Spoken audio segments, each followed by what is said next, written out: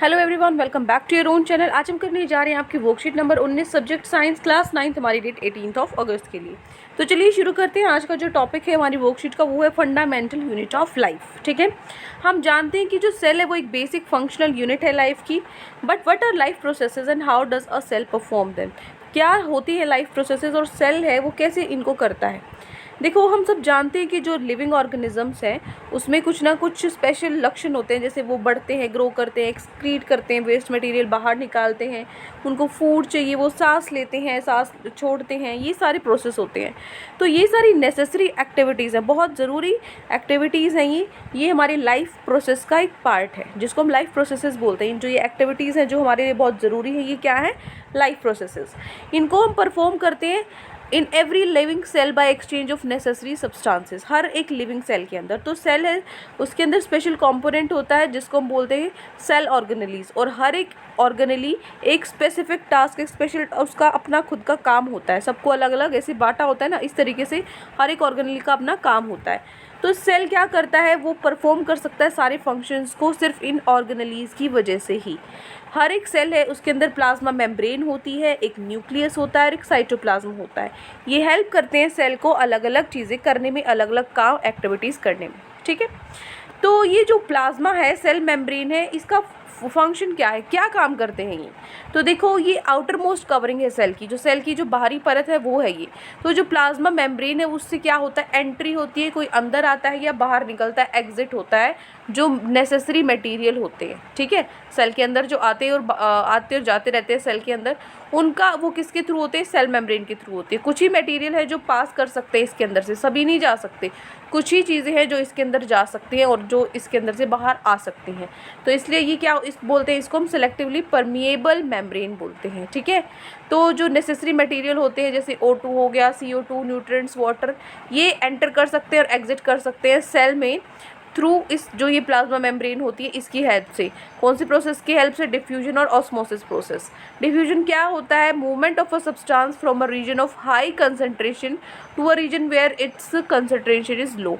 High concentration से low concentration में जाने के लिए जो मूवमेंट होता है उसको हम डिफ्यूजन बोलते हैं। ठीक है, जो डिफ्यूजन है वाटर का through cell membrane is called, जो पानी का डिफ्यूजन होता है सेल मेम्ब्रेन में उसको हम ऑस्मोसिस बोलते हैं। जो इफेक्ट, क्या क्या इफेक्ट होते हैं concentration of a cell on a cell, cell की कंसंट्रेशन पे क्या प्रभाव पड़ता है।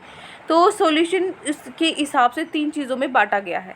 एक तो हाइपोटोनिक सॉल्यूशन के प्रभाव के हिसाब से उसको तीन तरीके के सॉल्यूशन में बांटा गया है। ठीक है, हाइपोटोनिक सॉल्यूशन, आइसोटोनिक सॉल्यूशन और हाइपरटोनिक सॉल्यूशन। हाइपोटोनिक सॉल्यूशन में क्या होता है, जिसमें सॉल्यूशन में ज़्यादा पानी होता है सेल से, तो जो सेल करते हैं वो स्वेल अप कर जाते हैं, फूल जाते हैं, उनका साइज बढ़ जाता है एंडोस्मोसिस की वजह से। ठीक है, एंडोस्मोसिस की वजह से। उसके बाद आइसोटोनिक सॉल्यूशन के अंदर क्या होता है, जो कंसंट्रेशन है वाटर की और जो सेल की कंसंट्रेशन है वो बराबर होती है, सेम होती है, तो कोई शेप में चेंज नहीं होगा। ठीक है, तीसरा है हाइपरटोनिक सॉल्यूशन। इसके अंदर क्या होता है, कम पानी होता है सेल से कंपेरिजन में, तो जो सेल है वो सिकुड़ जाता है, श्रिंक हो जाता है, डिक्रीज हो जाता है साइज में एक्सोमोसिस की वजह से। ठीक है, तो इसलिए सिमिलरली जो सोल्यूबल सब्सटेंसेस है वो डिफ्यूज हो जाते हैं सेल के अंदर पानी में। ठीक है, क्या इफेक्ट होता है डिफरेंट सॉल्यूशन का रेड ब्लड सेल पे, आइसोटोनिक सॉल्यूशन में, हाइपोटोनिक में और हाइपरटोनिक में। ठीक है, इसमें तो क्या होता है, यहाँ पे अभी ये क्वेश्चन है, खैर यहीं पे हम इसको कंप्लीट कर लेंगे। चलिए आगे, यहाँ पे एक छोटा सा एक डेफिनेशन आपको दी हुई है, प्लाज्मोलिसिस क्या होता है। देखो, प्लांट्स के अंदर उस सेल वॉल भी होती है प्लाज्मा मेम्ब्रेन के अलावा। तो जब प्लांट सेल पानी लूज करता है ऑस्मोसिस के थ्रू, तो द कंटेंट गेट श्रिंक्ड, तो सेल का जो कंटेंट है वो सिकुड़ जाता है, श्रिंक हो जाता है from away the cell wall along with plasma membrane को इंक्लूड करके। तो इसको हम क्या बोलते हैं, प्लाज्मोलिसिस बोलते हैं। ठीक है, देखो यहाँ पर ये सिकुड़ चुका है, श्रिंक सेल कंटेंट, सेल का जो कंटेंट है वो सिकुड़ जाता है, तो इस प्रोसेस को हम प्लाज्मोलिसिस बोलते हैं। अब हम चलते हैं हमारे क्वेश्चन आंसर्स पे। तो आज की वर्कशीट में ये 4 क्वेश्चन हमें दिए गए हैं, 1 बाय 1 इनका आंसर करते हैं। फर्स्ट क्वेश्चन है हमारा, what is the importance of cell membrane. Cell membrane क्यों ज़रूरी है। देखो, जो प्लाज्मा मेम्ब्रेन होती है, सेल मेम्ब्रेन और प्लाज्मा मेम्ब्रेन एक ही होती है, आप यहाँ सेल मेम्ब्रेन भी लिख सकते हो, कोई दिक्कत नहीं है। जो प्लाज्मा मेम्ब्रेन होती है वो अलाउ का क्या करती है, इसकी वजह से ही एंट्री और एग्जिट होती है, कुछ नेसेसरी मटेरियल अंदर और बाहर जाते हैं, जैसे ऑक्सीजन हो गया, CO2, न्यूट्रिएंट्स, वाटर, ये बाहर जा सकते हैं और आ सकते हैं इस प्लाज्मा मेम्ब्रेन के थ्रू।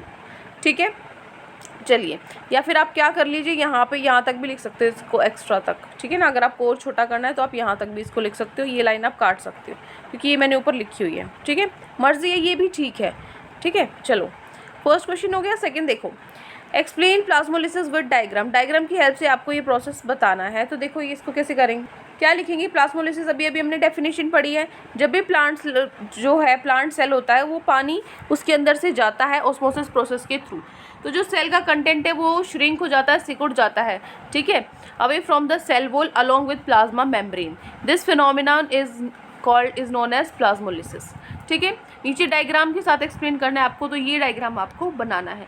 ये आपका नॉर्मल सेल है, ठीक है, सेल वॉल है, ये सेल्स है, इनमें कॉन्ट्रैक्शन हो रही है, सिकुड़ रहे हैं ये, उसके बाद ये प्लाज्मोलिस सेल्स है, देखो ये कैसे सिकुड़ चुका पूरा, ठीक है ना।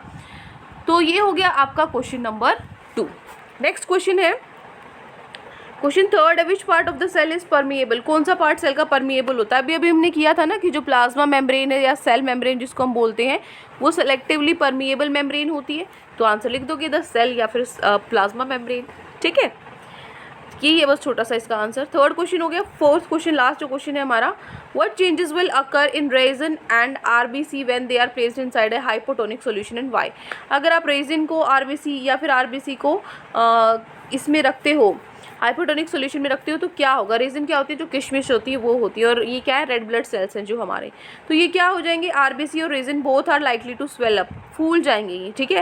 As more water will come into the cell, क्योंकि ज़्यादा पानी सेल के अंदर आ जाएगा और उसके बाद निकल जाएगा। Because in hypotonic solution the concentration of solution outside the cell is more than inside the cell, क्योंकि हमें पता है कि जो कंसंट्रेशन है हाइपोटोनिक सॉल्यूशन के अंदर, उसमें क्या होता है, सेल के अंदर ज़्यादा होती है, बाहर कम होती है कंसंट्रेशन, ठीक है। तो ये हो गया आपका फोर्थ आंसर। तो ये 4 क्वेश्चन है जो आपकी वर्कशीट में दिए गए थे। आई होप आपको अच्छे से समझ में आ गए हैं। कोई भी डाउट है किसी भी क्वेश्चन में तो कमेंट सेक्शन में आप मुझसे पूछ सकते हैं, और अगर आपको लेक्चर अच्छा लगे तो चैनल को सब्सक्राइब कर सकते हैं, वीडियो को लाइक कर सकते हैं। आज के लिए इतना ही, मिलते हैं नेक्स्ट वीडियो में। Till then take care, bye bye.